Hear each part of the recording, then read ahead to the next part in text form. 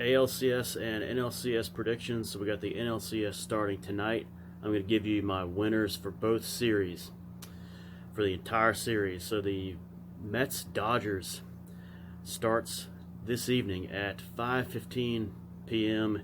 Pacific time at Dodger Stadium, where there will be a lot of the greats should be out. Probably Sandy Koufax eating a hot dog, eating a Dodger dog. I definitely expect to see Rob Lowe there, my man crush, and probably Denzel and some other guys out there, at least for the first few innings. All right, so in this series, this is kind of old school, going back to 1988 NLCS. This was a 7-game series between two great franchises, and you had David Cone, and with the Dodgers up 3-2, they went back to Dodger Stadium, and David Cone pitched a gem and got him to forced a game 7, and then it was all number 55, the Bulldog, showing his stuff with a complete game shutout, 9 innings, 5-0, 6-0. Pitched the entire game, incredible. I think Mackie Sasser was the guy that he struck out last. What number was he, Mr. Met? And so this one, so that was few October. There have been a few dominant October outings that match the Bulldog. 1988, what he did in the NLCS and in the World Series, just incredible. And this was the last, of course, the Dodgers went on to win the World Series in 5 against the Oakland A's in the All-California World Series. That NLCS, though, turned out to be the final opportunity for the Mets to win a World Series with that 86 core. You had the Darryl Strawberry and Keith Hernandez fight when they threw punches in the 1989 photo shoot before the season. And then you had the ill-advised trade to the Phillies, where they packaged Roger McDowell and Len Dykstra to Philadelphia for my man Juan Samuel and his beautiful Jerry curls. I was a big fan of Juan Samuel, but that was a bad trade. They had, Dykstra ended up being a playoff catalyst for the Phillies. And also you had that was the beginning, 1989, the beginning of the Dwight Gooden decline due to overuse in pitching and in drug use. Of course, he had a nice little comeback with the Yankees winning World Series in 1996 and 2000. Then he pitched a no-hitter in 1996 for the Yankees in the pinstripes. In this series in 2024, well, I think it's going to be, first of all, it's exciting because this is the first time that we've had the Mets go this far, and even back in 2019 with the champ 69, 86, 19 moniker, they couldn't make it far. They couldn't even make it to the playoffs, I don't think, that year. And then this year, I know I've picked against the Mets every series. Sorry, Big Dad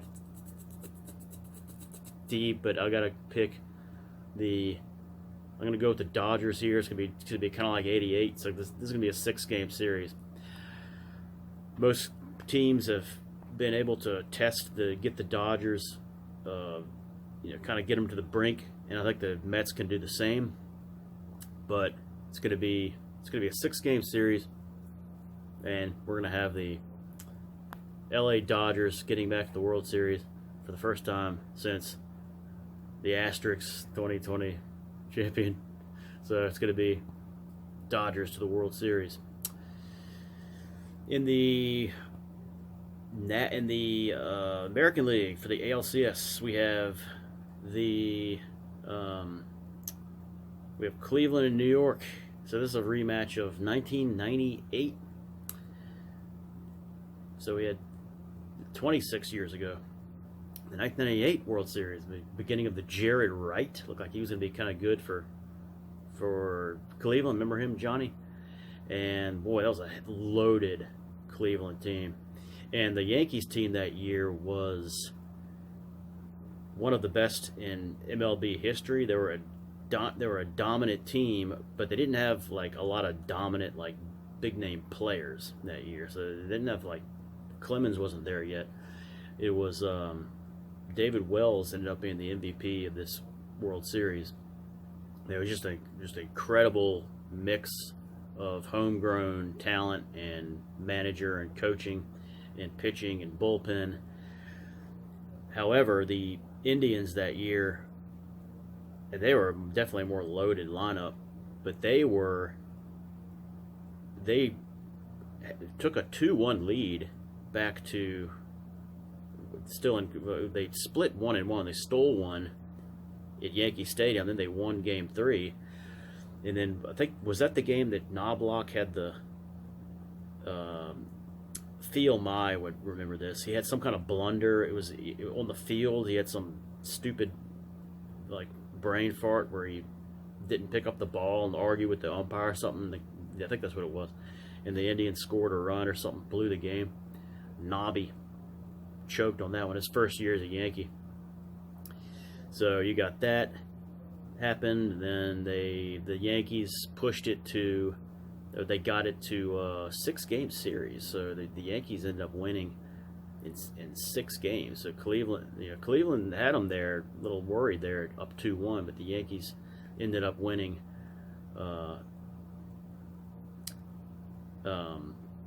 In 6 games, I think it was David Cohn, who was a member of the '88 Mets, and here he is with the '98 Yankees getting a big win in Game 6.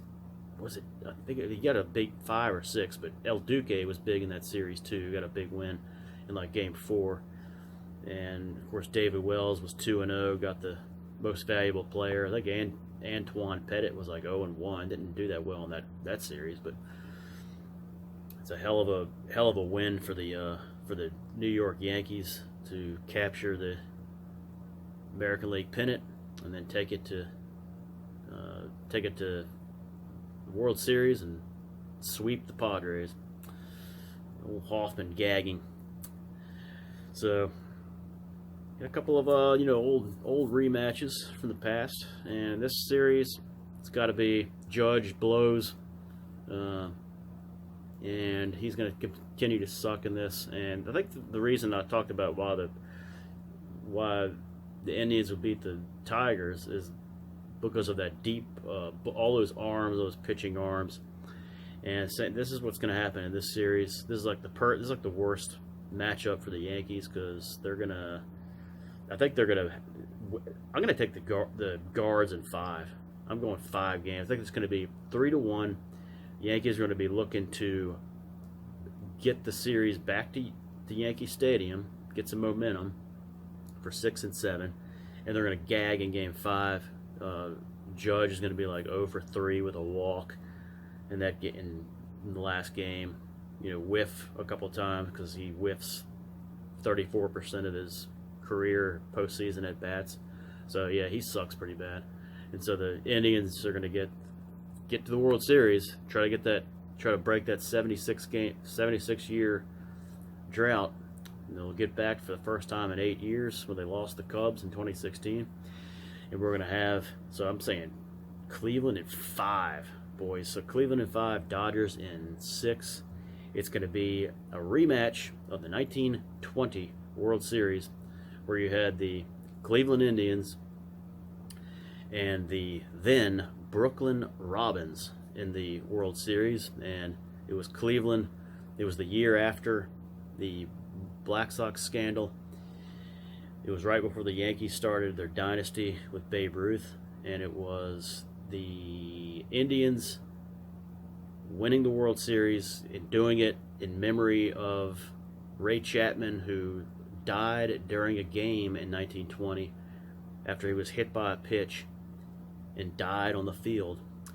And they did it, and they won it in his memory, and that was a great team.